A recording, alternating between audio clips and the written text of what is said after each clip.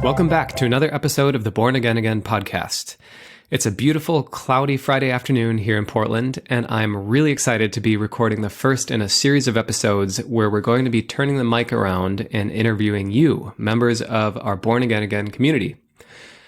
Now, as you listen to these stories, I encourage you to have an open mind and open heart and really put yourselves in their shoes.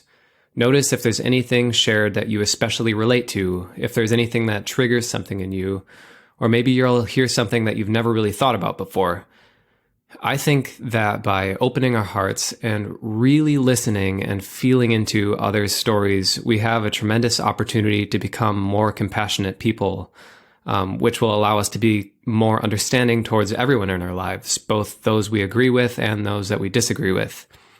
Listening to others open up and share deep and vulnerable parts of their lives may also shine a light on a shadowy part of yourself that you don't really give much attention to, or maybe you keep repressed or pushed down on purpose. I would encourage you, as you listen, to look for those shadowy parts in yourself and turn to face those shadows with love and care when they do appear. This whole thing is about healing and about becoming the truest, most free, released versions of ourselves. And I'm so excited that this community exists in such a beautiful way that we can all go after that same goal together. If you want to support the podcast, then you can head over to our Patreon. Each one of you who's supporting Born Again on Patreon is allowing Katie and I to spend the time necessary to keep this good thing going. And we're so grateful for that. You can also support the show by leaving a review, or you can join the discussion on Facebook or follow our Instagram page.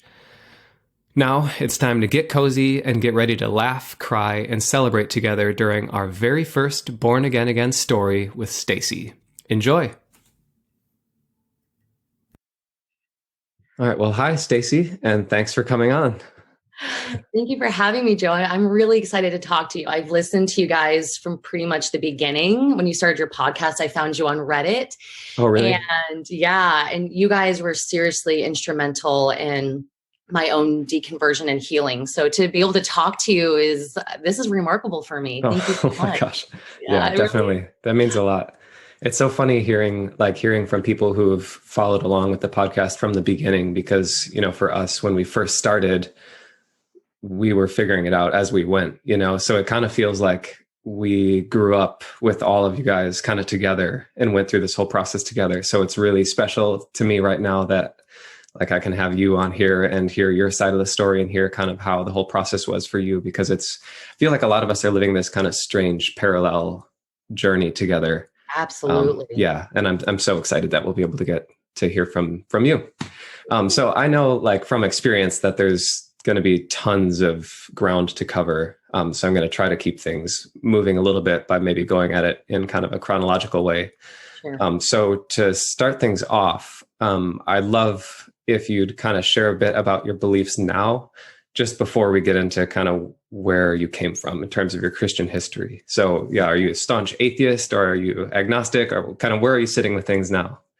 The great question. Where I'm sitting right now in this moment is that, I'm a wanderer. And so I think that I'm always going to be searching and growing and learning. In the past year, I've really gotten into tarot cards. And so I'm a tarot reader. I would consider myself very spiritual. I don't believe in God. I don't believe in a being called God. I believe in the universe and that we're all part of the divine. I believe in connection between humans, and I definitely believe in the spirit world. But I also believe that multiple realities can coexist in the same plane. So, what I believe can exist in the same world as whatever you believe, and they're both truth. So I believe in truth. I believe in love. And that's really where I'm at. I'm spiritual. I don't ascribe to any religion. I just kind of do my own thing. And I meditate every morning. Part of my morning routine. I get up early. I meditate. I journal. I read my tarot cards. I really believe in mindfulness, one of the books that was instrumental in my healing so far was the 5 Core Skills of Mindfulness. And that book, I read that this summer. It absolutely changed my life. So it showed me that healing was possible, that we can actually rewire our brains, and that the trauma responses that I've had my whole life, they don't have to define me. So I'm really on this journey of self-improvement more than anything else. I want to be my highest, truest self and just be myself. You know, people say that, but I never really knew what that meant until now. Just be myself, do what I want to do, invest in the people and the things that I want to invest in. So I'm spiritual, but not religious. And I love everybody. I believe in magic and, just connecting with nature and just really living every day to the absolute fullest that I can, because every day is a gift. So that's beautiful. I relate to that a lot. How fun is it that you can kind of just like dabble in anything you want and learn about anything you want and try out any kind of new spirituality or whatever that you want? I personally love it. Yeah. It's so fun. It's so fun. Totally. Cool. That's really, really beautiful. So that's kind of where you're at now. Let's go back to your history with Christianity. Were you raised in it? Did you find your faith on your own? Kind of how'd you get into the bubble? How was I in the bubble? Well, I like to say I was a Christian from in utero. I mean, I was born to Christian parents who were born to Christian parents who were born to Christian parents. So it's a long line of Christians in my family. Most of my family is still Christian on some spectrum. So I was born in Ohio, so in the Midwest in the late 80s. And, I'm white. And so I grew up in a white area and was just kind of isolated, kind of in this bubble. And I say that I was part of extreme white evangelical Christianity. Extreme because we believe that the Bible was the inerrant word of God, that it was absolutely 100% true, that Jesus was the way, the truth, and the life. And that if you didn't ask Jesus into your heart, then you would be damned to hell. Let's see what else. So I was born in Ohio, and I had, a decent childhood in Ohio. There was a lot of love in my family, even though my parents were very strict. My dad wouldn't let us listen to really any music that had, drums or guitars were considered evil, I guess. Nice. Okay. Classic. And so, we listened to, hymns and things like that. And when I was maybe 8 or 9 years old, my mom bought a Stephen Curtis Chapman cassette tape. Ooh. And I was like, whoa, I was going to listen to it in our van secretly. She was like, don't tell Dad. And I was like, that just like rocked my world. It was The Great Adventure, but that was the name of the album. And I just absolutely loved it. And so eventually my dad loosened up a little bit, and we were able to listen to contemporary Christian music. But that's kind of, I was in this very insulated bubble where, it was us and them. And so the world was evil. Everything that was secular was evil. We were young earth creationists. So we believed that the earth was 5,000 years old and that we lived with the dinosaurs, things like that. And that science was just, the devil trying to deceive us. I mean, all kinds of stuff like that. I think you get the idea. Yeah, definitely. So my mom passed away from stomach cancer when I was 10 years old. Okay. And that was, obviously really traumatic. It was a really hard thing for me and my family to go through. And there were people in my family that told my father that my mom died because we didn't have enough faith, and that, it was kind of our fault or my dad's fault that she died. So really hurtful stuff like that came about. Yeah.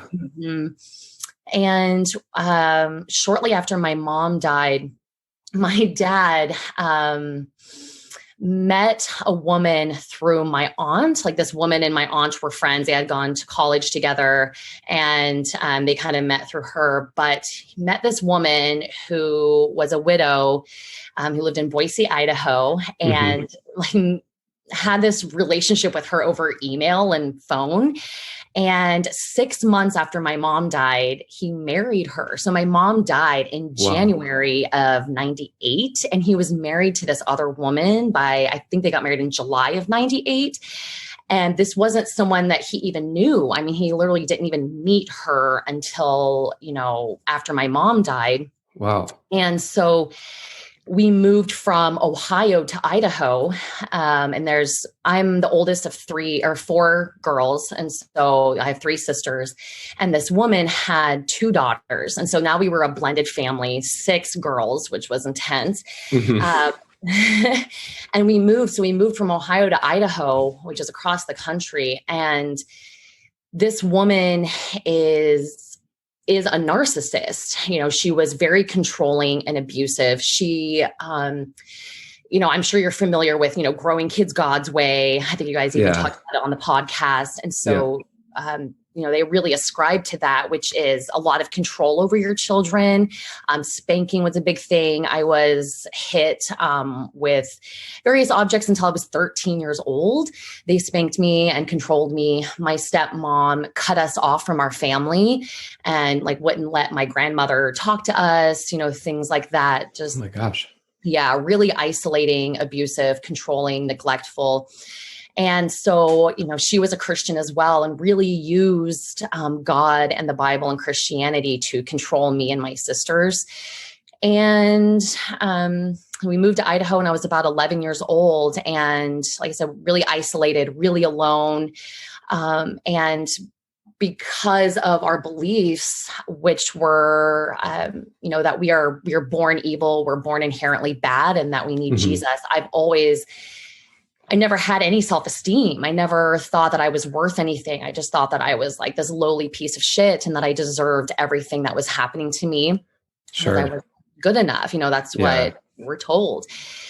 And, through my adolescence and into my teens, another aspect is, of course, sexuality within Christianity. Christians are obsessed with sex.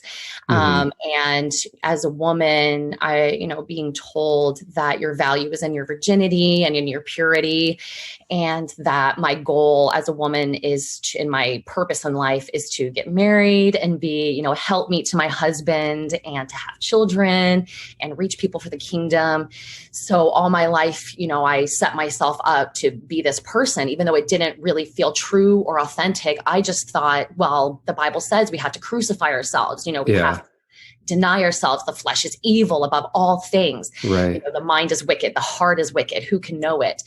And so you're told all these things over and over. And so you start to really deny your intuition, your gut feeling, everything.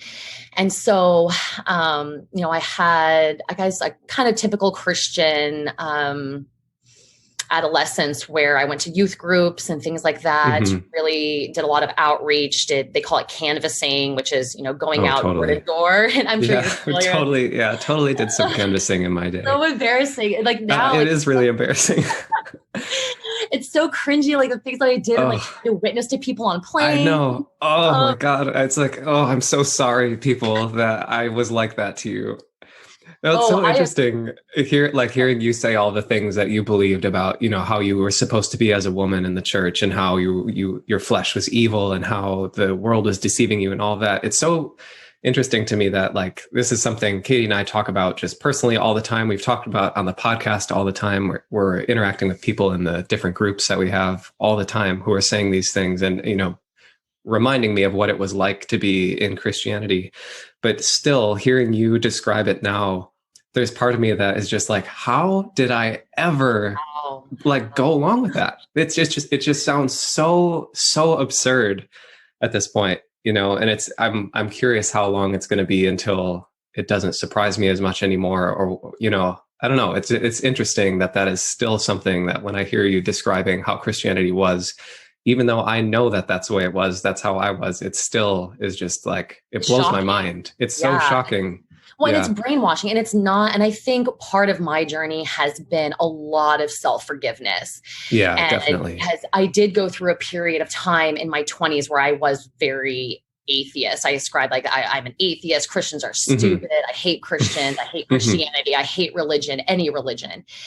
And that's just, that trauma response. But I had, I felt so stupid. Like how, like you just said, how could I believe this stuff? Well, it's because I was told these things from the time I was in my mother's womb, like my mother would read Bible verses to me and stuff when she was pregnant with me.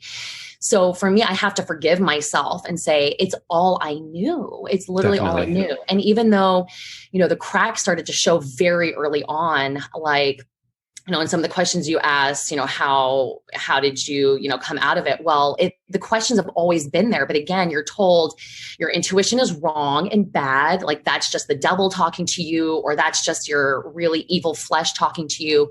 So when you hear these things, you're like, oh, okay. So I had these feelings that it's not right, but what else are you supposed to do with that? You have your parents, your grandparents, all of your friends, all of your teachers. I went to Christian schools my whole life until I was in high school. So for my whole life, I was in this insulated bubble and being told to deny myself. So I have definitely had to forgive myself and say, it's okay. You did the best you could with what you knew. And once you got out of that, you've done better and better and better. And so, I don't think it should ever stop shocking us because that's for me part of the drive. It is very shocking. And that's why I came from a cult.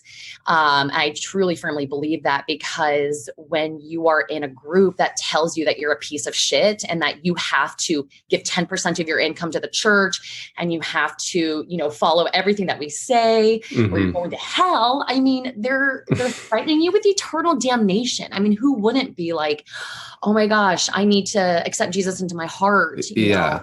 I want to be saved and I want to of course. Friends, Yeah. So, it takes a lot of self-forgiveness and awareness to kind of come out of that. But, another part of, being a Christian, like I said, is that sexuality. And I knew from a very young age that I was not entirely straight, but because I was in such a bubble, homosexuality is a sin. It's truly a sin. Like you can be sent to hell for being a homosexual. And eventually my parents quote, loosened up to say, well, being homosexual isn't bad. It's acting on those urges. So I'm like, okay. So God made these people this way, but then he's going to condemn them to hell. Like they can't even love, they can't even enjoy sex. They can't even have a huge part of a human experience, or they're going to be sent to hell. Like that did not make sense to me.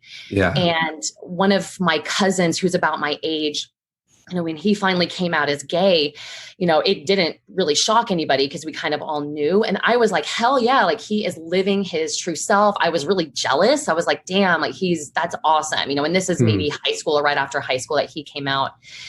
And my parents were just shocked and appalled, like, oh, we got to pray for him, all this. And inside, I couldn't say it, but I was like, that's fucking awesome. Like he's living his true self. That's so cool. Yeah. Like, I wish I could do that, And then when he got married, a couple years ago, very little of our family came to his wedding, and he got married in North Carolina. So my daughter was the flower girl, and so we flew down to North Carolina to go to his wedding, and it was such a beautiful event and such a celebration of love. And I was so proud of him. And the fact that most of our family didn't come was just like, that was hard, but it was good to be there, and it was good to support him in that way. And so going back to that, and in my Christian experience, knowing I wasn't entirely straight, but not being able to live my highest self was really hard. And so, of course, being a Christian woman, my goal is to get married. And so after, there's so much, Joe, and just, I can also just, cut me off or redirect me as needed. It's totally fine. But I did eventually go to high school, to a public high school in Eagle, Idaho, which was awesome. Like it really opened me up because it was a school of like 4,000 kids. And so I got to see other cultures, other religions. And even though Idaho is still pretty, white, I mean, there's not a whole lot of diversity in Boise, Idaho, at least at the time, it still opened me up out of my bubble that I had been in for so long. Sure. And were you still like pretty involved with your church and stuff at this point? And your family and everything? Absolutely. Okay. Oh yeah. I mean, we went to church every Sunday, Sunday nights, sometimes during the week as well. I went on missions trips. I was in youth groups. I was in, whatever groups I needed to be in. My parents had been Sunday school teachers at some point, on and off through the years. I mean, I was in it. You're and full on. lived, Yeah. Oh, I was full hardcore, I did the canvassing, like I did the outreach, I did, all of it. And I love to travel. I've always wanted to travel. I've always wanted to write. I've been a writer my whole life. And so I thought, well, God gave me these skills, so I need to use them for his glory, right? Of course. Of course. I was like, I love to travel. So that means I have to be a missionary, and I got to go to Africa or something. Right. I really thought that any skills or anything good that was about myself, God had given me, and I had to use it for his glory or I was wasting it. Yeah. And so, on and off through my adolescence, I saw therapists. My stepmom really told me that there was something wrong with me. Yeah. And because it was really hard for me to conform to the Christian life a lot of times. Again, I had my own doubts. And I'm very headstrong, very strong, independent lady. And I always have been. And she didn't really like that. And so she said there was always something wrong with me. And so I had to go to therapists. And everybody kind of said the same thing, that I was just an angry young lady. My mom had died and I never had processed that, never went to therapy. We never talked about it. Oh my gosh. It was just like one day we picked up and moved. We left all of my mom's stuff in Ohio and didn't even have her stuff. It was so weird. And my stepmom just got rid of a lot of our stuff from our previous life without asking, just threw it out. Oh man. And, sorry, if I do start crying, it happens. I'm a crier, so I might. Oh, we want to get real here anyways. We're talking about real stuff. It's bound to happen. Real. This is fucking real, man. So there's, I really struggled a lot, living in that house, and my stepmom and I never got along. And when I was in 7th grade, it got to the point where she said that she couldn't live with me anymore. And so that started her sending me to live with other people. And so in 7th grade, I lived with a family from my church. And that was really hard. I was isolated from my family. They told me I until I was good and basically could fall in line, I wasn't welcome back into the family. And all these therapists are just saying, she's a normal kid, she's angry, she's never processed grief, yada, yada. But every time a therapist would tell her that, she would stop therapy with that therapist and find something else. So she was bouncing around from therapist to therapist, trying to get someone to diagnose me with something. I'm not really sure. She just didn't like these answers. And so I bounced around from home to home. I lived with various family members and various families from the church. It was a really hard time in my life. I was really depressed, suicidal. I mean, when I say suicidal, completely suicidal, I remember just laying on the floor asking God to just take me, because I couldn't stand living in that house one more minute. Wow. And being Christian, you think that, your family, when they die, they go to heaven. And so I was like, I just want to be with my mom. Fuck this place. I want to be with someone who truly loved me. And, this woman, my stepmom, does not love me. So I was suicidal, a lot of self-harm. I've struggled with eating disorders. I was diagnosed with clinical depression in high school. Just really struggled a lot with my mental health and with eating. And I know that that's not uncommon, because when you're so controlled in every aspect of your life, your body is really the only thing you can control. And so I would either binge eat. I started binge eating when I was 10 years old, right after my mom died, is the first time I started that. So I struggled with binge eating. I've struggled with, starving myself and, excessive exercise, just not eating anything and running, and stuff like that. So all throughout my adolescence, I'm just struggling with all of these things, trying to come to terms with, not being straight, with just not knowing who I am, where I'm going. And finally came to a head where my stepmom at one point took her daughters and my half brother and just left our home, went to a hotel, wouldn't tell my dad where she was, and just said, I won't come back until she's gone. And like, you have to choose, it's her or me. What in the world? And my dad chose her. And so at this point, I'm like in 9th grade because I was in high school, 9th or 10th grade. And so that was the first time I cut myself. And so I was just like, holy shit, like I'm the cause of all this distress in my home. Like I took all of this on me, that I am bad. I'm a piece of shit. I'm still like, I prayed all the time. And I'm like, God, why aren't you changing me? Like change me, creating me a clean heart. Oh Lord, you know, as the deer pants for the water, like, so my soul longs for you. You know, like I loved the Psalms and the Proverbs because it was like so much of David's experience was just like depression. And he's like, I cry out for help. I cry for, like, I'm suffering. Lord, help me. And that spoke to me of, you know, I'm suffering, like, help me, Jesus, please. And I always felt so alone. I was so alone my whole life. And I never really received any comfort from Jesus. I didn't really feel that a lot because I suffered a lot. And I was abused and neglected. And so were my sisters. So watching my sisters be abused and neglected as well was horrifying. And I took a lot of a lot of my stepmom's frustration and anger because I would stand up for myself and I would stand up for my sisters. And so then I would take the brunt of everything so that they could be at peace.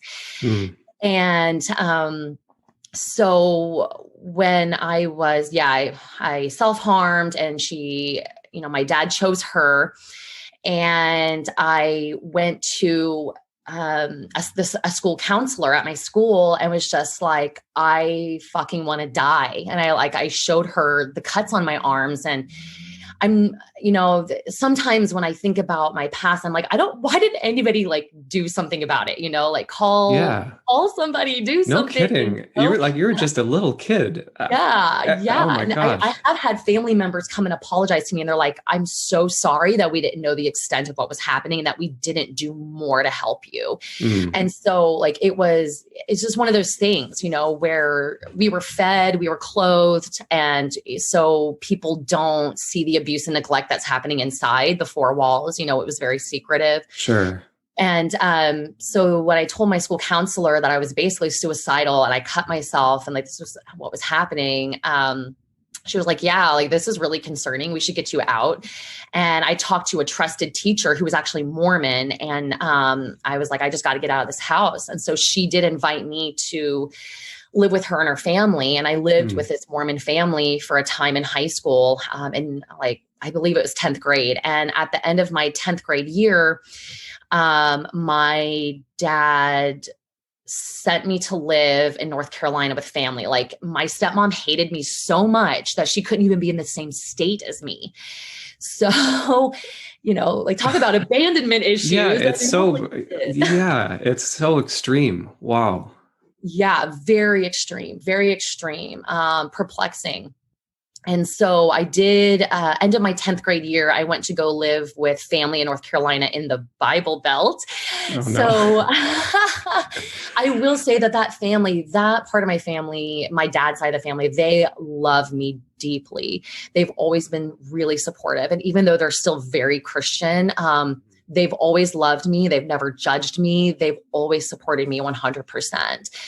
And so they are amazing, lovely people. And, you know, I lived with them for a time until my halfway through my senior year of high school. I did end up moving back to Idaho because I was better now, I guess. It was acceptable for me to move back home. I think what happened is I was getting too happy, and my stepmom was like, nope, that's not going to happen. You know, I started having plans for my future. I was going to go to college. I was, you know, I had plans. I had a lot of friends, you know, all throughout my childhood. I never had friends. Like we weren't allowed to do anything. I mean, it was weird. My parents were like, this is all we need. It's just our family and it's us against everybody else. And so it was very isolating, and I never had friends. I could never do anything. And so do you think that was like religious, like because of religion, or was it just the personalities of your stepmom and your dad, or?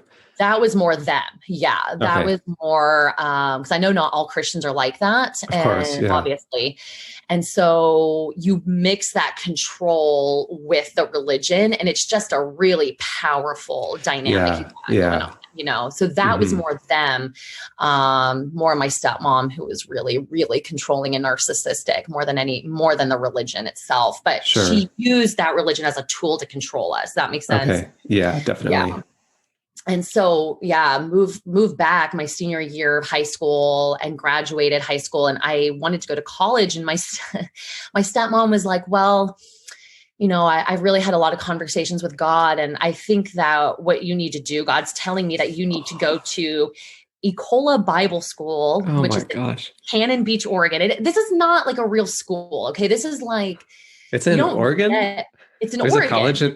We go to Cannon Beach like 3 times a month and go to the coast. I had no clue there's a school there. Right? It's like a little like tourist town with like an ice cream shop and a taffy store. And okay. I used to work at Bella Espresso. I don't know if they're still there. Do you guys ever go get coffee at Bella Espresso downtown? I don't remember. But shop. Okay. Yeah. So I used to work there, but like no one knows it's there because it's like a 1-year program where, people of all ages, it's more of like, self-discovery. You just kind of learn about the Bible, and there's no real, you don't get anything out of it. Like you don't get a degree or any credits. It's just you go there and learn about the Bible. And, Francis Chan, actually, I met him because he was one of the speakers there. And, now he's like big and he's freaking kind of out there. He's a little bit, but, those people I looked up to because I was like, wow, they're such spiritual leaders of God, and, so I went to Ecola Bible School on the coast instead of going to college like I wanted to. And I was 18 years old, and that was the first time I was completely on my own. And it was awesome. Like that was my first taste of freedom. And like, wow, I think that I do have something to offer. Like people actually like me, and I'm making friends, and I started to get a little bit of self-esteem. And I met a boy there, of course. And we were both 18, and he was from Fairbanks, Alaska. And his aspirations were to be a youth pastor. He really felt, a heart for the Lord and a heart for the youth. And so he's 18 years old, and, that's good. It's, I don't think there's anything wrong with wanting to, help the youth and make them, better or whatever. But he had aspirations of being a youth pastor. And I didn't really know what the hell I wanted to do with my life. And so we dated while we were there at the Bible school. And after school was over, I stayed that summer, and we just had, the time of our lives. And, traveling up and down the Oregon coast is so beautiful, and going to Portland before Portland got like too crazy. But it was like, that was like the good, the early O's were a really good time in Portland. It was pretty fun. And, so we had a really good time, had a lot more self-esteem, but had never addressed a lot of the trauma that I had been through. And I was still in it. And going to church and really involved in youth ministry. I taught Sunday school and things like that. And so eventually I moved back to Idaho. He moved back to Alaska. And I worked for a bank, and that was horrible. Really hated that. Really boring, really, really boring. And I was really involved in church. My boyfriend and I were really exploring our sexuality. We were both virgins. And so getting to explore that with someone who was really safe was good. But like we felt very guilty about it, like we're not really supposed to like, we need to have boundaries, and we can't hug like this, and we can't kiss like that, like not too much tongue, like all these weird things that you tell yourself. Skirting the line, like getting just as close as you can without like crossing that boundary or whatever. Like whatever this arbitrary line is, right. Like, my stepmom would tell me that, it's so amazing. You should like save your first kiss to your wedding day. And I'm like, what? Like that's crazy. And even as a kid, I remember being like, how can you like not have sex with someone before you marry them? Like if this is supposed to be a life partnership, shouldn't you make sure that like everything is kind of on par, that you're like each other before you make that huge commitment? Sounds like pretty good common sense. Yeah. Yeah, but it's not. So when I lost my job at the bank I was working at, and my boyfriend, we were 19 at the time, and he was like, well, why don't you just move to Fairbanks?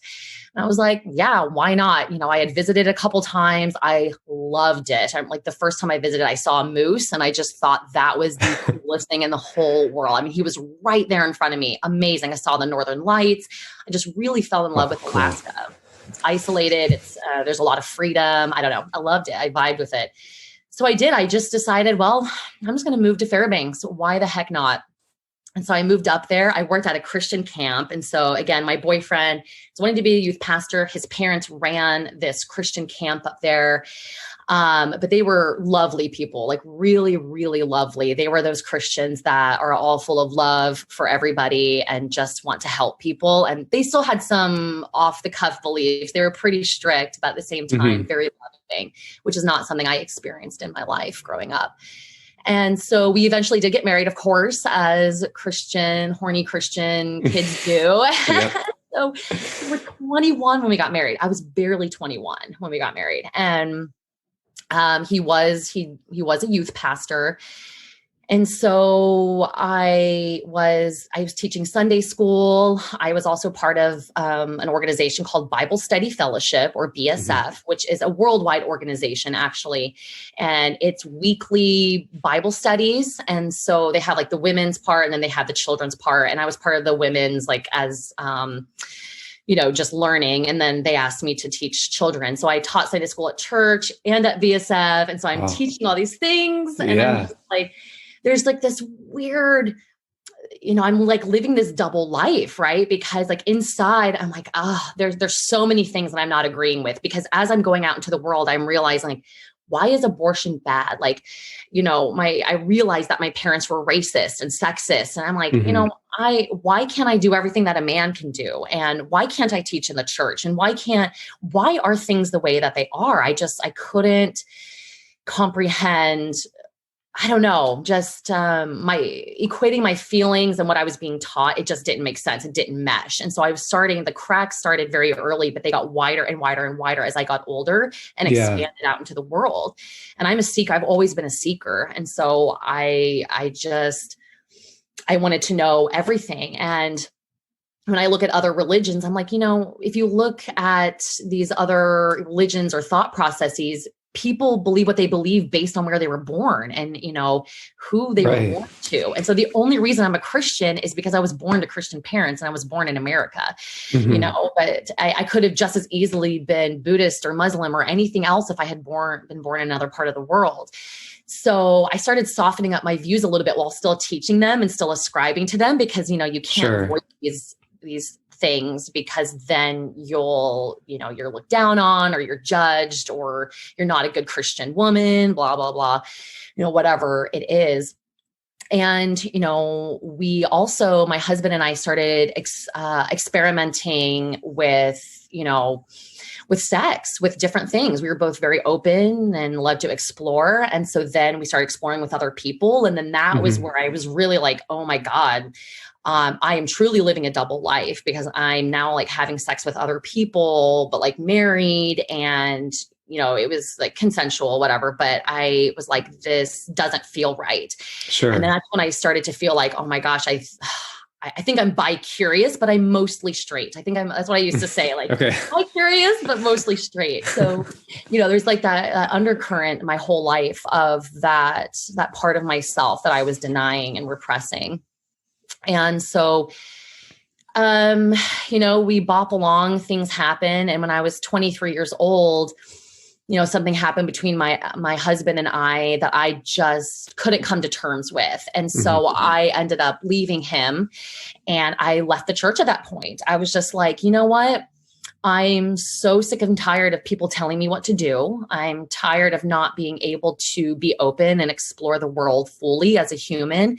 And I'm atheist. And that's where I kind of went to where I hate Christians and I hate religion, all of that stuff, and really swung hard the other way. So was it, I'm surprised I was going to ask earlier that, like how you were able to kind of hold like this insane trauma that you had from your childhood and growing up, and that kind of being wrapped up a bit in the church, and at least like involvement in the church and Christianity and church life, all the way up through, you know, getting married and then eventually leaving your husband. I'm surprised in a way that you were able to kind of maintain both sides of yourself for so long, you know, the side that was open-minded and questioning and, you know, wanting to explore the world and maybe having doubts, and then the other side that was still in the church. So when you left your husband, was it just a clean break from the church at that point? Did that feel like a huge relief for you, or something that was long overdue? Or, you know, what made that break so clean for you? You know, it was a relief, because I felt a freedom at that moment that I had never really felt before. Mm-hmm. And, you know, how was I able to hold it together? Honestly, I wasn't very well, because I was super depressed. You know, Sure. I was really, really depressed for most of my life, really unhappy. And not that I didn't have a lot of love and joy in my life, because honestly, you know, our marriage was really good. We were best Mm-hmm. friends, and we got along really well in a lot of ways. And so, you know, he showed me a love that I never experienced before, you know, not since my mom died. And Yeah. so, I think he kind of helped me through. And then also fear really kept me in place, Okay. because, you know, I'm a writer, and I've journaled since I was a child. And so I would just put my thoughts down on paper, and that seemed to give me a little bit of relief. And I had a rich inner life where I just think a lot about a lot Mm-hmm. of things. And so I think it was really fear holding me in place. Fear of death, fear of eternal damnation, of not being able to see my mom again, fear of everything, fear of myself, you know, just fear really holds us in place. And when I finally left my husband and left the church, unfortunately, it wasn't a totally healthy thing, because I like immediately moved in with this man who was a pretty hardcore atheist. And,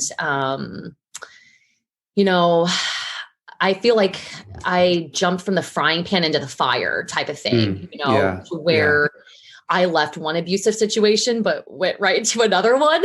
Sure. So it was a stepping stone. So more than like a clean break, it was more of a stepping stone. And I wouldn't even say it was a clean break, because you think about how you carry that trauma throughout your life, right? And so what I did is, instead of healing, I jumped from serving God and having God as that main person in my life to now serving men. And I put everything into relationships, and now I have to be, you know, the best wife and mother, whatever, because, you know, before I had to seek validation and love and joy from God. Well, he's not there anymore. I don't believe in him. And so now I have to get it from somewhere. I didn't realize that I could get it from myself, right? That makes total sense. Yeah. I think that's a really common pattern that people go through. You leave one abusive situation and immediately get into another one without even realizing it, because in your case, especially, you've like never lived life outside of an abusive environment. It's like, you don't even know what life is like not in an abusive way. Yeah. So that makes total sense. Yeah. And that's been hard for me to come to terms with, to be honest, of like, holy shit, I have lived in that fight or flight state for all of my life. And that's why I have anxiety and depression and mental health issues. Like, it wasn't because there was even something wrong with my brain. It was because I was diagnosed with PTSD as well. I think in my 20s. And now we know about complex PTSD, which results from sustained prolonged trauma. And that's why I'm so passionate about, you know, talking about religious trauma syndrome, or RTS, because that kind of trauma, you don't know that freedom. When you live under that for so long, you don't realize what you're doing when you're doing it. You're like, why do people keep hurting me? Why do I keep getting in these situations where people take advantage of me? Well, it's because I had no self-esteem. I had no boundaries whatsoever. It was just like, you know, and you know this, Joe, in the Bible, it's over and over again, like, deny self, like, take up the cross, crucify yourself, like, empty yourself of flesh, and like only pour in the spirit, right? Right. So when you're told that your whole life, it's like, well, I have to fill myself up with something, you know? Yeah, exactly. Like, I can't just be wandering out there by myself. Totally. So, when I married my second husband, when we had 2 children together, it was hard. I was a stay-at-home mom. I was very isolated. That's when I moved to Anchorage, and I didn't have any friends. I didn't really have a lot of self-esteem. I didn't know that what I had been through was abuse, to be honest. Mm-hmm. Sure. I didn't know that I had been abused until I had my daughter, and my daughter's 8 now. And so when I had my babies, I looked at them and I was just like, I can't imagine treating them the way that I was treated ever. No matter what these babies do in life, I will love them 100%. I love everything about them, everything about their personalities. They are just fantastic individuals. And I can never imagine treating them the way that I was treated. And so when I was 25 years old, I realized that it was abuse, and I called it abuse for the first time. And I finally went no contact with my stepmom, because even through my 20s and everything, I still kept trying to have this relationship with her. Wow. Even though she didn't love me and she hated everything about me. I still was like, I just got to get her approval, Yeah. And she just really approved of nothing about me. You can't see me here, but I have tattoos all over, I'm pierced, and she didn't really appreciate my alternative lifestyle. And, I just wanted her approval so badly. But then when I was 25 years old is when I finally cut her off, and I was like, enough is enough. I realized I don't have to be treated this way. I don't have to stand for this. I'm a grown ass woman, and I can do whatever the heck I want. Just because you're my stepmom doesn't mean I have to have a relationship with you. Yeah. And unfortunately, because of me cutting my stepmom off, I also basically cut off my father as well by his choice, unfortunately. And so I really don't talk with either of my dad or my stepmom anymore. But, I'm all the better for it. I immediately felt relief from that. Yeah. That was wonderful. And so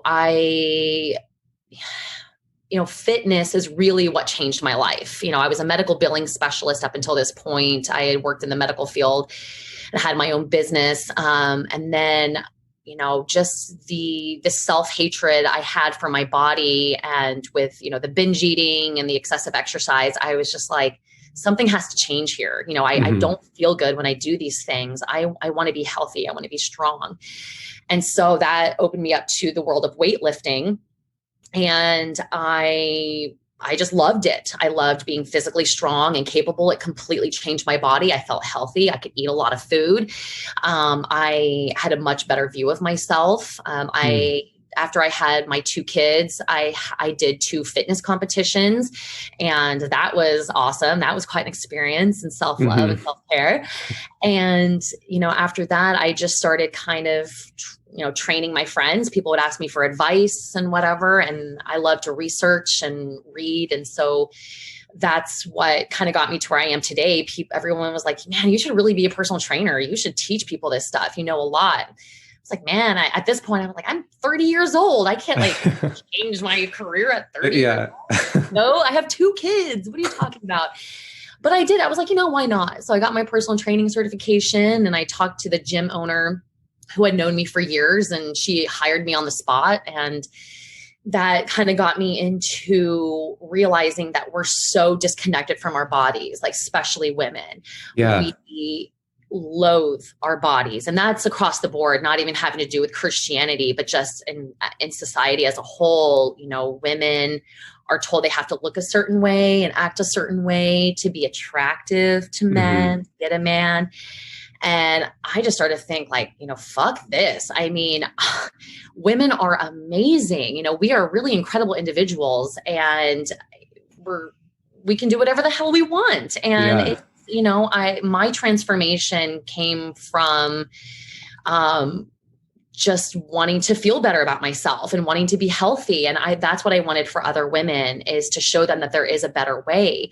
And, now as I train clients, I'll call myself a holistic personal trainer, because we don't just talk about lifting weights. We talk about body positivity. And, I'll have my clients even look in the mirror and I'm like, okay, well, tell me 3 things that you like about yourself, Mm-hmm. and I have them actually look at themselves and see the beauty in themselves. And so that I would imagine that's hard for people who've never really like asked themselves that question before or really considered that.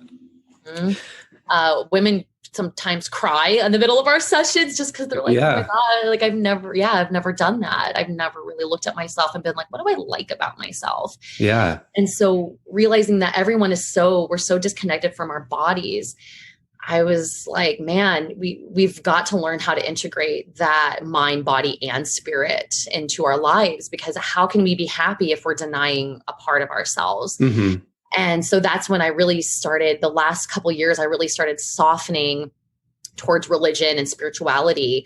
And I was like, I think that anything can be truth. And I'm just going to do what makes me feel good and what I like. And then other people can do that. And we can all just be happy together if we're like feeding into ourselves, and not worrying so much about these arbitrary standards. And I'll say that one of the books that really, really affected me, I read it back in August of 2019, was Jaime Lee FinchThe's You Are Your Own. And I love that you guys had her on the podcast because she has been a huge inspiration to me. When I read her book, I was like, oh my God, like I could have written this. Our stories are very similar. Yeah. She grew up with in an abusive home as well. Right. And going from that place of hating your body, hating yourself, wanting to like kill the flesh, whatever, and going to a place of acceptance and love and realizing that our bodies are our own and that they're also, my body's a person and she hears when I say things about her, like I'm sad and I'm ugly, like she hears those things. Right. And she responds to that. And so I started thinking, well, what if I told her good things, like I love you and you're beautiful and you're so healthy and I drink water so I can feel good and I eat healthy food so I look and feel my best. And what if I just started pouring positivity into my life instead of all this negativity? And, this last summer, I went through another pretty traumatic event. I was in another toxic relationship because again, it's just like, one thing after another and not having the boundaries of self-esteem to say no or to stand up for myself. Sure. I found myself in another toxic situation. And when that all blew up, I had to really sit down and I said, what the fuck am I doing? What am I doing with my life? I'm so depressed. I'm so unhappy. Like, what can I do to not feel this way? And that's when I just started this whole journey of spirituality and just, I don't know, once I just put that mirror up to myself and say like, hey, like what can I do so that this never happens again? What is my role and my responsibility and stuff that's happened in my life? Beautiful. And, when we're children, we don't have many resources. We don't have a lot of power. But I realized as an adult, I do have resources and power that I did not have before. And so I don't have to act out these trauma responses anymore. I don't have to have these coping mechanisms. And I've struggled with, alcohol abuse. I've struggled with some addiction and compulsive behaviors. And I just didn't want to live like that anymore. I'm tired of being unhealthy in my physical body. I was really tired of being unhealthy in my spiritual body. And that, this summer changed everything for me. And it was that slow build, like finding you guys, finding Jaime Lee Finch. And it was like these little steps, right? These little seeds that were planted over and over. And then when you guys disappeared, I was like, no, I was like, where did they go? But I was like, okay, just give them love and grace. Like they're obviously doing their own thing. When you guys came back, I was just thrilled. And I think I even messaged you on Instagram. I was like, thank you for like continuing the work. This is so important to talk about these things. So yeah, it's been a crazy journey so far. And for the first time in my life, and I'm 33 now, first time in my life, I feel a freedom and a love and acceptance that I've never had ever. and I can feel my power, you know, and this power of self-love and positivity is so real. And it sounds cheesy. And sometimes, you know, I hesitate to even share because I don't want people to feel like, oh, well, she's so positive and, you know, I'm depressed and I can never be that and whatever. Yeah. But, you know, unless you know where I came from, like, I can see how that would be weird or intimidating, but truly I have been in some really low places, and speaking truth and positivity to myself, I've manifested money. I've manifested friendships, relationships, opportunities, all kinds of stuff that I never thought was possible before. And, just by being my true authentic self, I have made an impact in other people's lives, you know? Yeah. Yeah. And as a mother of 2 children, it's my responsibility to help them make a better world, you know, and I don't own them. I don't control them. I'm merely their shepherd, you know, like trying to redefine what that means. 'Cause being controlled by a parent, like that's all you know. And so, but when I just knew that's not how I wanted to parent. I knew that's not how I wanted to be. You know, I want to speak truth and love into my children and have them truly love themselves and to turn around and make an impact in other people's lives. And, you know, that's why we're here. We're here for connection. We're here for love. It's all about love. I mean, what else is there? Right. I know. What else are we doing here? Yeah. Oh, your story is so powerful, and it's so impactful even for me. I'm sitting here looking at you on the screen and you're telling me this story of how you had the most traumatic childhood and this super hard journey with your family and abandonment and all this stuff, but you're sitting here and you look vibrant and bright and you're full of energy and full of life and love. And I feel like that's such a beautiful and powerful testament to the resilience of the human spirit. You know, and even like you said, you were saying, you know, I'm 30 years old. Who am I to think I could start a new career? Like, you can start over new every day if you want to. You can start over right now. And I just think it's really, really beautiful and powerful. I really, really appreciate you sharing all that and being so vulnerable so far. Yeah, of course. I wanted to ask a couple practical questions. So we've talked on the podcast and with Jaime Lee Finch and everything, we've talked a lot about kind of the brain body connection and like being disconnected from your body and finally reconnecting with your body and stuff like that. And I have a feeling that for some people that might sound really kind of enigmatic, and they might be thinking like, oh, I don't even know if I'm disconnected from my body. So I'd love to hear in your words, kind of what do you think it means to be disconnected from your body, and then vice versa? Like, what does it feel like to be reconnected with your body on like a practical day-to-day kind of level? It's a great question. And since I've been on both sides, I'm happy to share it. Being disconnected from your body is not taking care of yourself. And so like on a practical level, like I would do stuff like not eat when I was hungry, you know, not drink water when I was thirsty, because I had other things to do, like quote, other things. And so even like I'm a recovering workaholic. Mm-hmm. So, you know, I would sit there and be like, oh, I'm really thirsty, or I have to go to the bathroom or something. And like, no, just one more task and then I can take care of my body. Also things like not recognizing, you know, emotions in yourself, or shying away from the negative emotions, shying away from pain or being uncomfortable, you know, and when I have a bit of a temper, or I used to, I feel much better now that I'm kind of in my body. But before it was like, I would just have these explosive outbursts, you know, and also, you know, as things like, you know, addiction. So alcohol, the only reason I was really dependent on alcohol is because I was trying to shy away from that pain of like the emotional self. And so I would numb my body in order to escape the pain. It's escapism. And same thing with like, you know, binge watching shows or binge eating. It was like, we do these things to our body because we're trying to relieve the pain that we feel inside. So like, you know, cutting or, you know, suicide attempts, you know, whatever you've been through, all of these things are because you don't see your body as a person. You don't see yourself as valuable, and you're trying to relieve that pressure that's inside. And, you know, with that explosive anger, I would just have these outbursts because I couldn't control myself. I couldn't control or regulate my emotions. because they would just boom, they were there. And I didn't recognize the warning signs, right? And so I wouldn't recognize when I'm starting to get angry or frustrated or anything like that.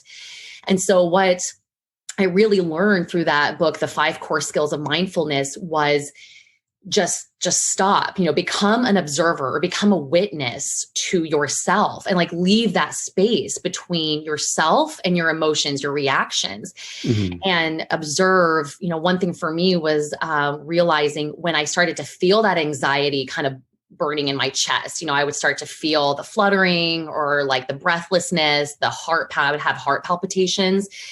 And when I started to recognize these early warning signs, that's when I started dropping into my body.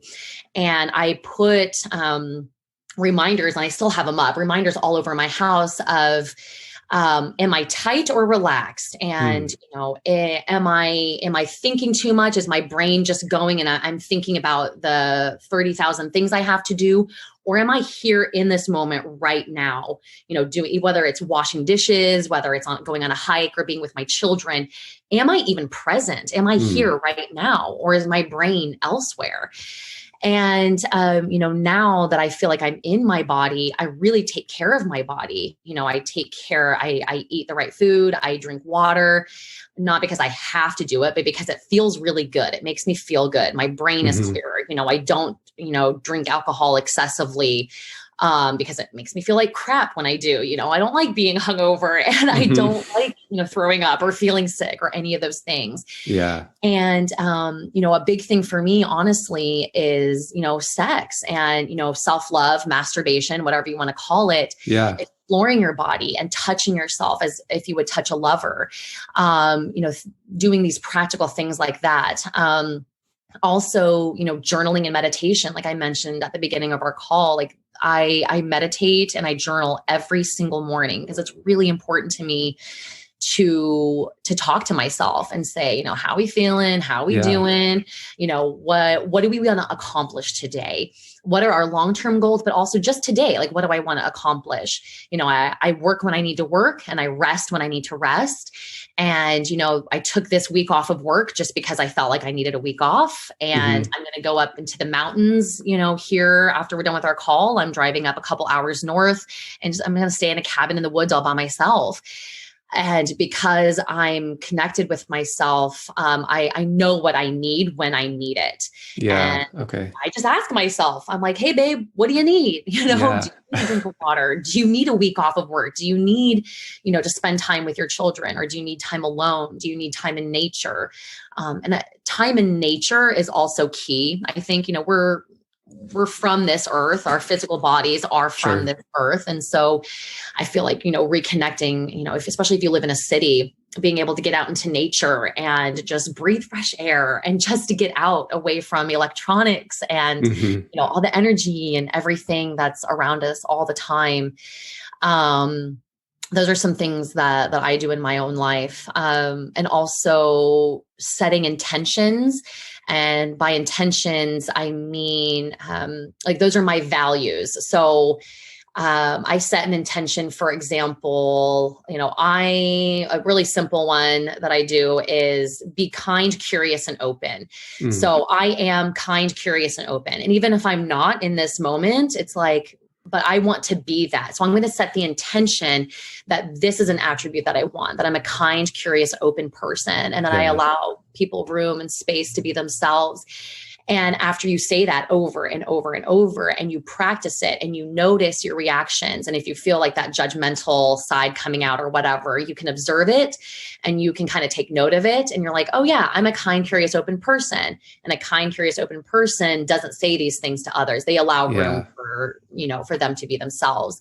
And so it's like just those little baby steps, of setting that intention and then just working towards it and giving yourself love and grace when you fuck up. Yeah, we're all totally. fuck up. It just is what it is. We're human, but that's part of the fun too, right? It's like, ooh, I can change and grow however I want. Like you said, I can be something new every single day. I am a new person. I reach a new level of awareness and awakening and love that I didn't have before. Oh, I love that. Can I answer your question? Definitely. Oh, totally. That's really helpful. I mean, I feel like embodiment is something that I'm really interested in. And I feel like I've gained a lot personally, just in my experience of life by kind of doing some of these embodiment practices. And like you said, writing notes around the house and just kind of catching myself in thought loops or noticing the feelings in my body. And instead of just ignoring them, like stopping and taking a couple minutes and breathing through it and thinking, where is this tightness in my solar plexus coming from? And is it something that needs to be addressed, or is it just a habit? All of those things have been super, super beneficial for me. And I think you laid it out in a really practical and easy to understand way. So yeah, I really appreciate that. Yeah. Definitely. So is there anything that you feel like was especially difficult for you to kind of let go of once you left the church? Because obviously you were really pretty involved, or it was a big part of your life until you were 23, you were saying. Mm-hmm. So yeah, so was there anything that you feel like you had to really wrestle with as you walked away from the faith? I think the biggest thing for me was not having a stable foundation. And even though I never really felt like God's presence or anything like that, and never got a whole lot of comfort, at the same time, I always felt like, oh, he's there. God is there. God will take care of me, that kind of stuff. Yeah. And so when I left the church and I kind of felt like I was floating out in the ether all by myself, I think that was probably the hardest thing to come to terms with. It was honestly a relief not to serve in the church anymore. Sure. Not going to church, being able to sleep in Sunday morning was great. I never really fit into the church crowd. So I didn't even feel like I left a community, to be honest. Okay. I know a lot of people I've heard that on a lot of people's journey that, I left this community that I was a part of, and that was really hard. And for me, I was like, it was honestly a relief, because I never really felt like myself. I never felt like I fit in, and I could never be my true, authentic self in that crowd. I just felt like I was always being judged. And I know Katie had mentioned it, in a couple of episodes, where sometimes it's really subtle, the things like the brainwashing that happened. It wasn't like they said, you have to be this way. It was like, well, a good Christian woman is this way or that way. And so you kind of internalize these things that you're hearing over and over and over again. And so once I removed myself from that, it was easier to have a little bit of a clearer mind. So, probably just that illusion of stability, I will say, because it wasn't really, God wasn't stable, but it was that illusion of stability was probably the hardest thing for me to let go of, and to trust in myself was really hard. I didn't think that was possible. I didn't know that I could do it on my own. It was very scary. It's very scary. Totally. And was that something that you feel like you kind of just learned to trust yourself over time, or was there, was the getting into fitness a big part of that? Or kind of what helped you bridge that gap? Because I know for me, that was a big issue too, like learning to trust myself. You leave Christianity with zero trust in yourself. Mm-hmm. And so it's a job to get that trust back, for sure. Yeah. And that's a good question, because as I feel like I've been awakened and kind of, I'm more and more aware, I just realized, and again, a ton of growth happened since June of 2020 till now, has been like just a ton of growth. And I realized at one point, I was like, holy shit, I'm the one that was there the whole time. I'm the one that got myself out of the church. I'm the one who left my abusive ex-husband. I am the one who has always provided, I'm a single mom. And I'm like, I'm the one who's always provided for the children. I found resources. I'm not saying I did it on my own, but I found the resources. I made those steps. I did things to get myself to the next level. I'm the one who got my education in the medical billing. I had my own medical billing business. I'm the one who completely transformed my body through fitness. I'm the one who got the personal training certification and got the job and has a very successful personal training career. I've never lacked for clients. And I realized that I've been manifesting this whole time, because when I think something and I'm like, I want that, I go and I get it. Yeah. So when I realized, oh my God, it wasn't God doing that, that was me. Suddenly it just changed. I can't even explain it. It was just, I've had so many of these like aha moments or these light bulb moments over the past several months. And I was just like, oh my God, it was me. Like, if I can do that, I can definitely do this. You know? Like, that's no big deal. And another thing that I really enjoy is learning about the chakras. Mm-hmm. I see the world in color and vibration. Like I love color. It's just how I see the world. The world is colorful and it's beautiful. It's magical. And so I really was drawn to the chakras. And so, those are energy points along the spine. And the first Mm-hmm. one is the root chakra. So that's the base of the spine. And it's all about safety and security. And I just decided I wanted to learn about chakras and how that works. And so I realized, the spiritual ones are from here up, right? So you got the solar plexus and up, or those are kind of like your spiritual chakras. Mm-hmm. Everything below is kind of like needs, or like physical. Sure. And so that root, it's like nothing above the root can be addressed until you address your basic needs. Am I safe? Am I loved? Am I secure? Am I cared for? And I realized I can do that for myself. And so I started saying these affirmations in my meditation, and I would, I visualize that the root chakra is red. And so I visualize where it is. I visualize the color. And I just told myself, I am safe. I am cared for. I trust the universe to provide for me. I have everything that I need. And all of a sudden, I just had everything I needed. I just started manifesting whatever I needed. And then the next one up is the sacral chakra, which is orange. It's your seat of creativity and sexuality. And so I started to heal my sacral chakra. And, I'm a writer. I love to write. I also play piano. I love music and all these things. And that was a side of myself that I shut down for a very long time. I even stopped journaling for years. And when I started to bring that part of myself out again, I just went to a whole new level. And that's where, through journaling, I've learned a lot about myself, and I've done a lot of shadow work, things of that nature, playing with the tarot cards. And so it just kind of went up from there. So, telling myself these affirmations based on the chakras and like what that chakra represents was extraordinarily helpful for me. And as I healed each chakra and that was in alignment, I just got more and more powerful. I got more and more confidence. And I realized there's no plateau of perfection. There's nothing that I'm working towards. The only thing I'm working towards is being my highest, truest self. Joe, you have your own standards that you're trying to reach and your own joys and pleasures and whatever. And I have my own, and I don't have to conform to what you want for your life. And you don't have to conform to what I want in my life. We're very different people. Yeah. And that is beautiful. That's amazing. Right. That's so incredible. I want you to be your highest self so I can be my highest self, and we can pour into each other, and we can have a relationship. We can have, a friendship, or, that mutual respect of like that's another human out there who is doing their best. And that's awesome. And I'm going to support them in that. And then that turns around on me.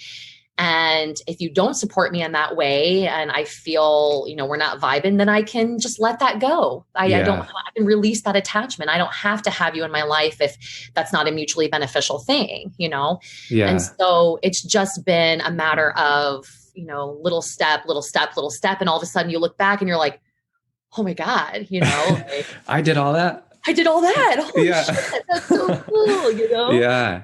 It's remarkable. It is so remarkable and exciting that my potential and your potential is literally infinite. There is no end to the beauty that we can reach in this life. And that's so awesome and exciting. Wow. That is so exciting. Yeah. Dang, that is beautiful. I feel really charged up by that. And I'm like already thinking, I need to look at your book list that you sent over. And I think I'm going to read through some of those books and jump into that.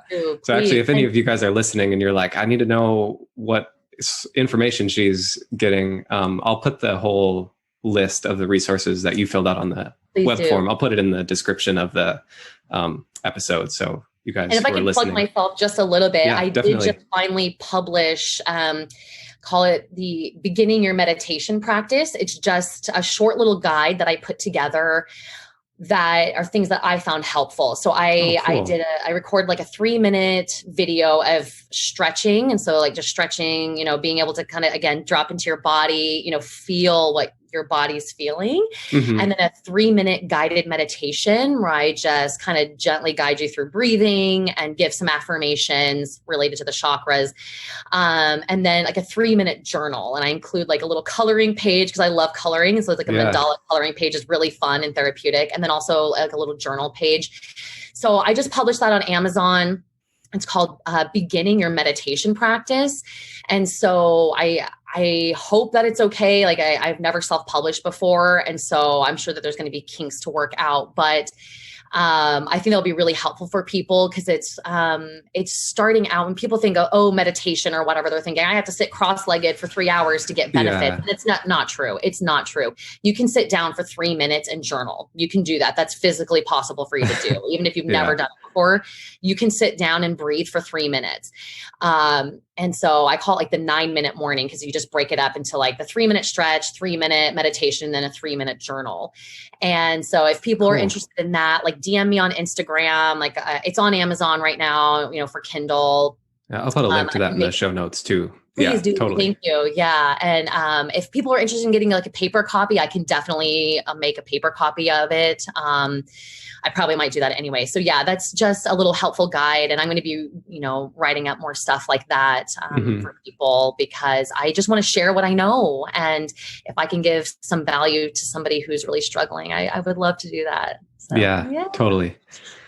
Well, this has been amazing. I just want to say again, I feel so honored really that you took the time to open up like this and that you're willing to be so vulnerable and share these parts of your life. I know you were saying before the call, you haven't really told a ton of people about exactly where you're at. And so, yeah, I just want to really honor that. And thank you so much for being open and vulnerable and willing to share with us all. Cause yeah, it's a big deal. It's really touched me having this conversation with you. And I'm positive that a lot of people who are listening are going to be really touched by what you shared as well and really inspired. I feel inspired. I want to go read some books and go meditate and put notes around my house again.